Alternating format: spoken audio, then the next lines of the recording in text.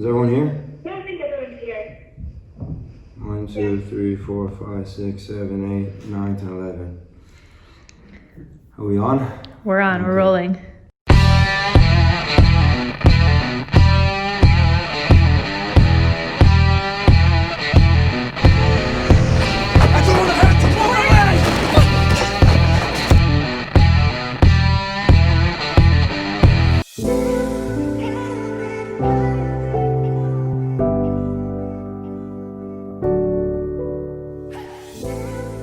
The purpose of this call is to make sure that everyone understands the level of performance that we have to build to and sustain as a company.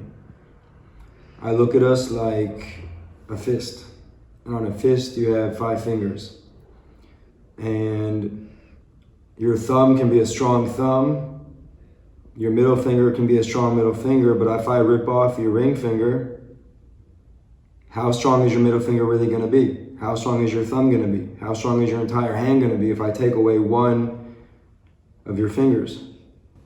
And this metaphor is so that everyone understands that each of you represents a finger on the hand of IZZY. You see, when you're working out of your home, because you try to save money, because you understand that when you have a startup, every dollar you spend can be going to marketing and growth, or it can be going to other things like offices and things that frankly we don't need right now. What you see in the mainstream media about Israel is how they see us. But when I think about Israel, I'm thinking about my new family, my new friends, my new neighbors. I'm not thinking about the regional politics or the local government. I'm thinking about my new home. After moving from Los Angeles to Israel in 2013, and now living here for 7 years, I felt really frustrated. So I decided that I wanted to start showing people around the world the Israel that I experience every single day, and to fully explore what Israel is and how it can be in our world.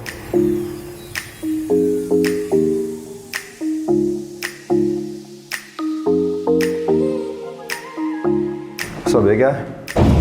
How you doing? How you doing? Welcome to my crib. Thank you very much. Nice to meet you. You're taller than I expected. What do your parents say? What do my parents say? Yeah. About you being here? Oh, they didn't love it at first. They didn't love the idea of me taking a gap year. But I just convinced them, saying I didn't want to go to college and stuff, and living on your own. Dude, your generation is starting the gap year trend in America. It's a real normal thing now. Was it not so normal in your day, like to take a gap year? Really? No, not at all. The Orthodox community, it is a normal thing. Why, are you Orthodox? Well, I went to a modern Orthodox high school. Oh, you did? But I'm not Orthodox. So, but all my friends there are like modern Orthodox, and so their parents went on gap years, and so it was really normal for them. My parents didn't go on a gap year. None of my family did. So I was That's kind cool. of the person to do that. Yeah. Interesting. Did you go on gap year? No, not at all. No. Straight to university. Really? Yeah. So why'd you come out here? After college, I came out here. On birthright. On birthday? Yeah. You like the new state? Yeah, only 2% of people that do birthright make Aliyah. 2%? Exactly. Really? Yeah, we have a similar story. Pretty similar. Fell in love with a soldier. And we went there. Did you join the IDF? No, I was told. You're too old. I did what they call tribulations, which is some kind of introductory enrollment process. Mm-hmm. But it took 2 years. This is, this is the idea if it's not efficient startup. Uh-huh. So I got here when I was 24. I did my tribulations when I was 26. And then only after that, you do physical exam, psychological exam, I can't remember, I don't know, all types of questionnaires and stuff. It's like a half-day thing. I went to a base in Tel Aviv, and after that, yeah, just basically waited. Another 6 months went by. I was 26 and a half, almost 27. And they're like, here's your enlistment date, which is then another, 6 to 8 months, because there's 3 or 4 intervals throughout the year that they actually enlist people. And by the time that happened, I realized I'm gonna be 27. it's not really like something that's suitable for a 27-year-old. Would you do it like for the full, is it 3 years? No, so at that point it's 6 month minimum, but I'm not the kind of guy that does the minimum. If I'm gonna do something, I'm gonna do something. And I wanted to do what's called docu-reality, which is the spokesperson's unit. And that's where they do all the social media and all the digital and all that. And that's the biggest, like fastest growing unit in the army, because now it's like a PR war more than an actual war with the Palestinians effectively. So that unit's getting a ton of investment because they do like 5 different languages: English, Hebrew, I think they do Spanish, Russian, French, Arabic. So they have a lot of, because they have Facebook pages, Instagram, YouTube, they do tons of video, like really, really high level stuff. But that's a 2-year minimum. So I'm saying, okay, at 27 I go in, you do 3-month basic training, then the ulpan, because my Hebrew wasn't that good at that point, and you can't go into Dovei Tzal unless you have perfect Hebrew. It doesn't matter if you're doing it in English. Sure.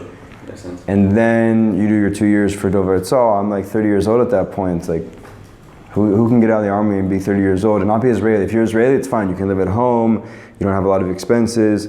But when you're Oleh Hadash, yeah, you have other considerations. And I had a business at the time, like a marketing business, so it just didn't fit.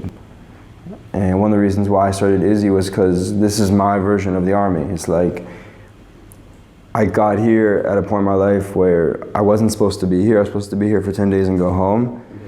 Life-changing experience, stay here. I wanted to do the army, don't get me wrong, but I also have to be realistic. And so now I'm saying to myself, well, how can I continue to serve Israel and the Jewish people? And that's what IZZY is for.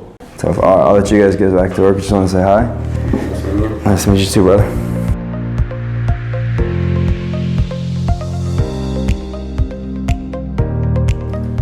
Like start the email by basically saying, we love to spoil our subscribers with a variety of exclusive perks. It's important for us not just to provide you great content like all the other streaming platforms, but to continue to bring you as much of Israel as we can, Israeli pop culture, Israeli entertainment, which is why we do our fireside chats, meet the creator sessions, and we also partner with different brands and organizations to bring you exclusive giveaways and discounts. So that would be like, 1, 2, 3.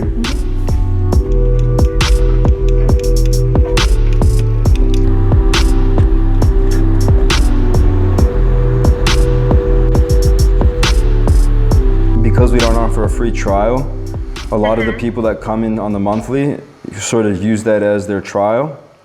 And then what we see is the ones that really like it then can upgrade to the yearly, and they can do that themselves in just a matter of 2 clicks. So, we, at the end of the day, we're just trying to bring the best product to the market, and people will decide what they think that's worth to them, monthly or yearly. So basically, when it comes to like lead generation and Google, if that's kind of what you're looking for, obviously you're looking to convert. But Google over time kind of gets more, everything is based on machine learning, right? So the longer it runs, the better it's going to become at like identifying high quality leads. Yeah. So the more data it gathers, the more it's going to see, okay, these people are more likely to convert to paying customers, for example. So usually in the beginning, Facebook could be really great at using, because it's usually like a cheaper, like in the beginning, it gives good results. And then if you're looking to like expand and reach more and kind of grow for like a more long term, that's usually when I see that makes sense to start looking into Google as well. Yeah, I think the other thing is like, do both, just like you do, like both Facebook and both Google, which I think is great, because then you can also kind of compare what is giving the most leads, what is the CPA, and well, one's outgoing and one's ingoing, right? Facebook, people aren't looking for you. You wind up in their news feed based on targeting.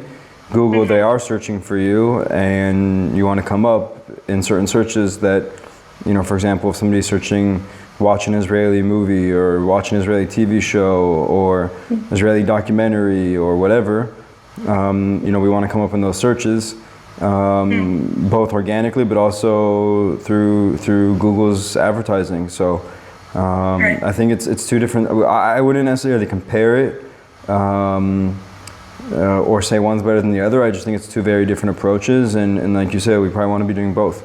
You're really just doing a phenomenal job. There's no other way to say it. You came in obviously as under the title of an intern, and when you get interns, you don't really know what to expect from them. There's no doubt that all the interns come with a level of passion and excitement because of the environment and the fact that you're coming from another country to be an intern in Israel and you get to live in Tel Aviv.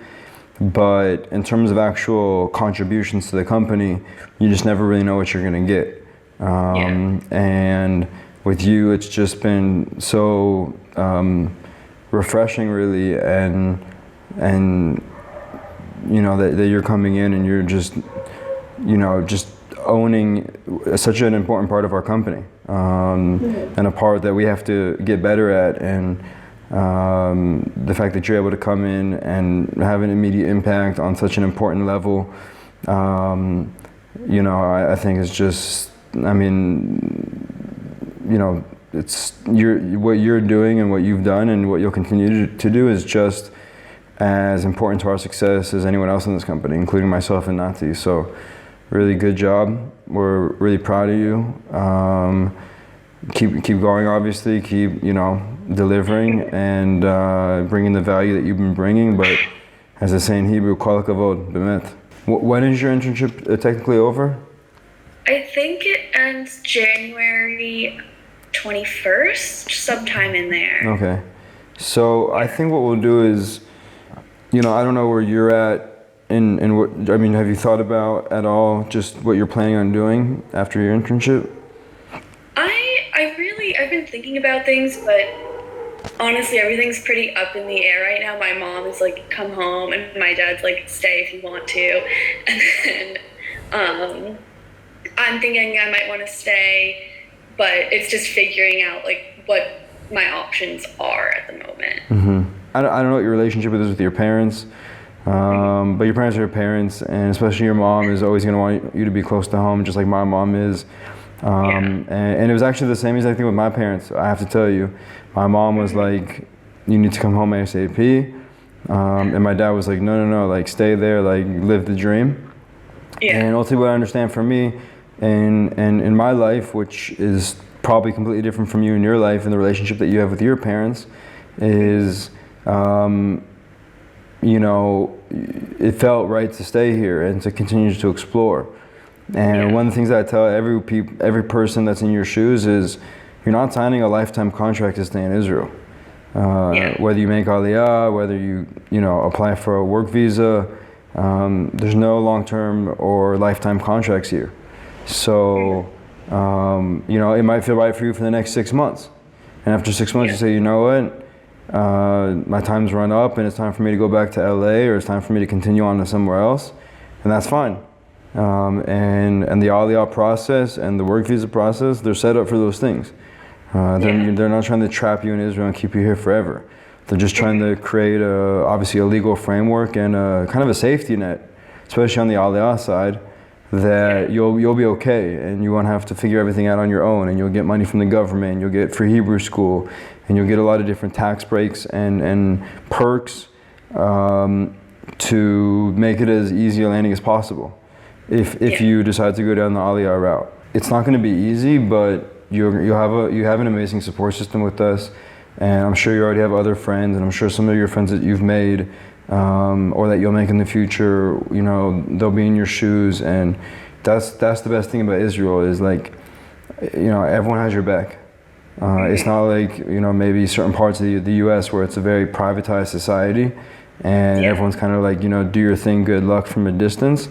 Here, it's very like people, you'll be surprised if you haven't seen it already, like people will just go above and beyond for you, and they're complete strangers. So that's one of the amazing things that I love about the society, and one of the reasons why I've been living here for 7 years. But I don't want you to think at all that you're in this alone or that you have to be in it alone, because it can feel like a lonely decision. And especially being away from your parents and your family, you can feel lonely. And Tel Aviv is just like any other big city in the world. It's a big city. It's very easy to feel lonely in a big city, even though it's not technically as big as LA or New York or London. But it still has that vibe, and it still can have that effect on you. So just really, I just want to emphasize that you have a team here to support you on a work side, on a life side, and please use us, because I think we can really help you in whatever decision you want to make. Great, I really appreciate that, and I definitely will be reaching out.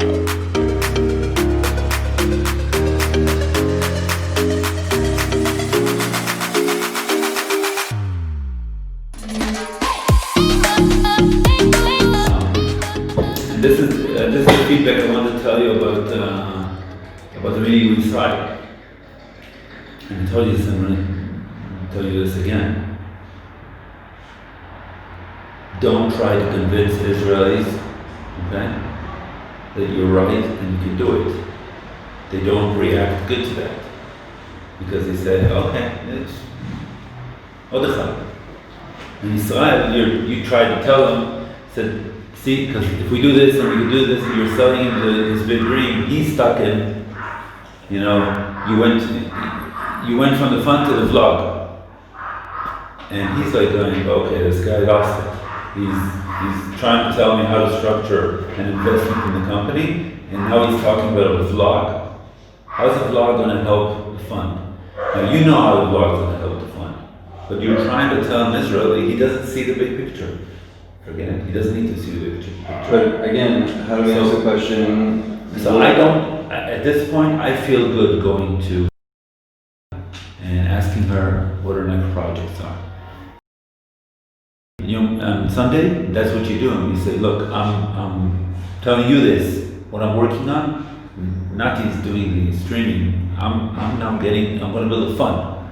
Like there's the film fund, and then youth cinema fund, and the Rabinovich fund. We're going to have the Israeli Entertainment Fund that we're going to support films, and this is how we're going to do it. And if you have a good project, let's talk. I don't see the rush you see in going out there with this idea, scale fast or lose fast. Wrong. There's no reason. With this, I understand. With the fund, why don't we just scale fast? You go slow. We can bring this money 10 months from now. It's still money. No, I agree with that. How does television work? Until today, it was like, if I get the best talent on my TV station, I'll get the best results, okay? We want to bring to IZZY the best Israeli talent, okay? That's the people we want to bring to original programming. We'll do that because we'll attract them with money and platform. And then when you do this she wants to do a project about a soccer player. This is what she's done. This was an Oscar nomination. This is a movie about it. And then they understand that your studio is trying to gather the A-team, the All-Star team, with this money. So we have $25 million, and we can get the 25 best creators in Israel to give films to put on IZZY, which is mine, because I put this money to be. Then I understand the pitch. This is about IZZY and our mission to maximize and enhance the world's relationship with Israel. And that takes a collective group of people every single day being great and challenging themselves to continue to be great, even when it's hard and not easy and probably not fun. It's almost 11 o'clock at night here in Tel Aviv. Just got to WeWork, one of our offices, and doing a live webinar with our friends from Hillel International. Running an international startup, you got to work at 11 a.m., 11 p.m. We've done things with Australians. We're doing things now with people in the U.S. It's exciting. And this is all about greatness. The pursuit of greatness never sleeps. So when did you really make the decision to start start IZZY? How did you envision it? How has it grown since when you started the company and then where you are now? It seems you guys are making tremendous steps, and that's amazing that your subscribers you're competing with Netflix. That's how much people respect you guys too. Yeah. So, it really starts in 2016. I had been living here for about 3 years at that point. And, my background's in media and journalism. At the time, I had a marketing business, but my true passion is storytelling. And then my passion became Israel, and then Israel and storytelling. And I felt that Israel's stories were not being told the right way with the depth and the context that is necessary to tell them. And then I started looking at other media companies that were telling Israel's story, some in a good way, some in a bad way. A lot of it is today headlines and sound bites. And I personally don't believe that Israel's story, modern day history, all of the above, can't be told in a headline and a soundbite. And it pained me to see a reporter come to Israel for the escalation that we had with the Gaza Strip in 2014. And in 30 seconds, he had to explain 30 years of history. I mean, you just can't do that. And to me, the best way to tell stories is through entertainment, long form entertainment, not just the 2-minute YouTube video, the 30-second TikTok video. Those things are nice and cute, but they don't really move the needle. And for whatever reason, maybe because my parents, maybe because somebody dropped me on my head, I like moving the needle. I don't like doing cute. And so, I said, okay, how can we tell Israel's story better? And, one thing led to the next. And long story short, you have IZZY, because IZZY allows us both with the technology and the fact that we're in Israel and we can bring so much amazing content in terms of movies, TV shows, and documentaries to the world. And it's just about connecting the dots. I mean, emerging your passions. I mean, that's what I would tell any young person today is, what are your passions? Israel, storytelling, boom. I don't come from movies and TV shows, but I think we can all agree that the best way to communicate a story is through movies, TV shows, documentaries. And I think just with a little, critical thinking and a little passion combination, whatever, you can come up with some really interesting and commercially viable solutions, or you can find somebody who's already doing it like Emily did, and then join forces based on that shared passion.